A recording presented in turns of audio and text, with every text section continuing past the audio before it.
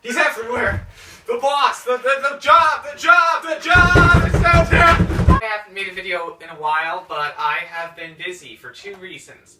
One, I've been doing some Vine, and you can check out that channel right below. And another reason, I have been working. And this working is what I'm going to talk to you about today. I am a misclassified employee. A misclassified 1099 employee. Working at this patent research place, and supposedly it's in Ohio, but we're in Connecticut, and we have this remote connection and all this stuff. First off, let's talk about what an independent contractor is supposed to be. And I'll tell you how my job, hardly that. The first part is that you control when you work. And that's a big part of being an independent contractor, is you get to control how you work. And where I work, they classify me as an independent contractor. You get text saying, "Come in at 9! Can we go till 7 o'clock at night?" I say we come here 6 in the morning. Yeah, that's not how an independent contractor is supposed to conduct their business. You know, I get to say, well, I don't feel like coming in today, so maybe I'll wait and then go longer. No. But this boss is quite fierce and says, "Come in now, and we'll stay till whenever." A 1099 contractor is control over the work that is done. Meaning, if you're a contractor, you should have control over your work. Not some boss saying, "Can we do it this way? I want to make sure that all the keystrokes are correct." Did we miss? Does it conform? Does it stand alone? Conform? Stand alone? You know, so you should specifically be able to kind of control and use your best judgment. Not saying, "It gets done this way, because we got to keep pounding away and pounding away, because we got to make sure that," you know, the person we talked to, Ben wants, and Ben gets what he does.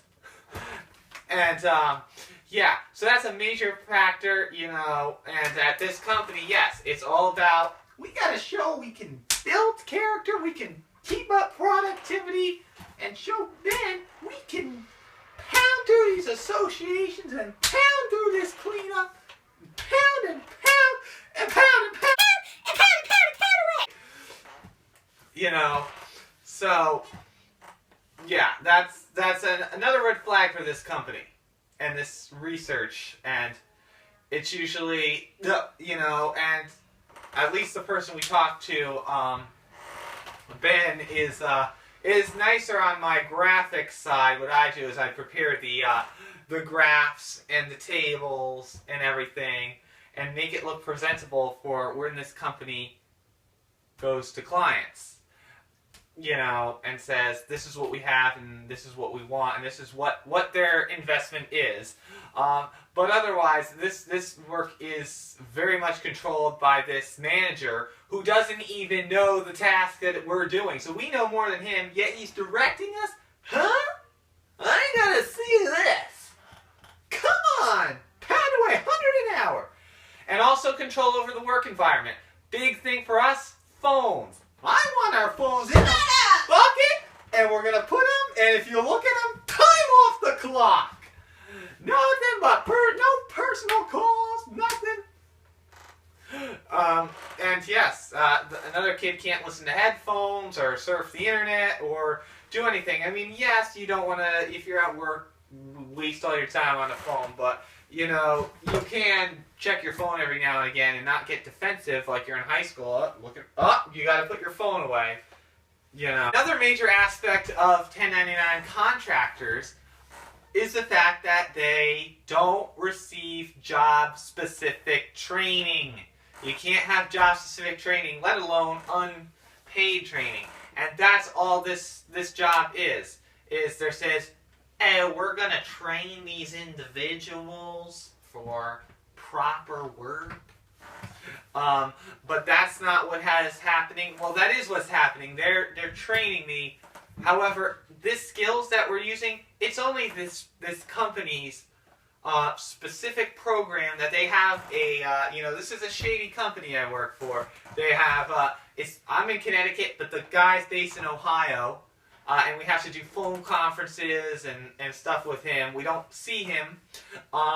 They also have the programmer who makes the program. He's in St. Louis. Yeah, and he says this is not what we call a shrink-wrapped program, and that you can't buy this program that they use in the store. And so they're teaching me how to use it. It does go through like Excel and Access, but they've programmed it through Visual Basic all throughout the whole thing. So, so you can't just go to another company and say, I know how to do this. And of course, should we say that the training that I did receive was not paid? You can't have unpaid trainees for, it's going to be about 2 to 3 months before they get paid.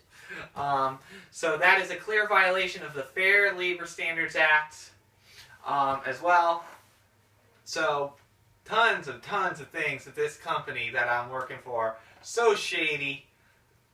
And I thought I would discuss just all of those things that go into this company, and this whole job experience that I've been in. So it's a high-stress thing. We talked about how it's a shady company. They're violating numerous labor laws, and,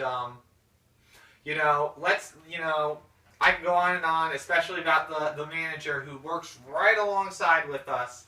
And if you believe and you want to know if anyone else is in an employment situation where they're not sure if they're supposed to be a 1099 or W-2 contractor, you can download an SS-8 form from the IRS's website to determine it. And you can go from there, and there are further actions you can take if you find out that you are being misclassified.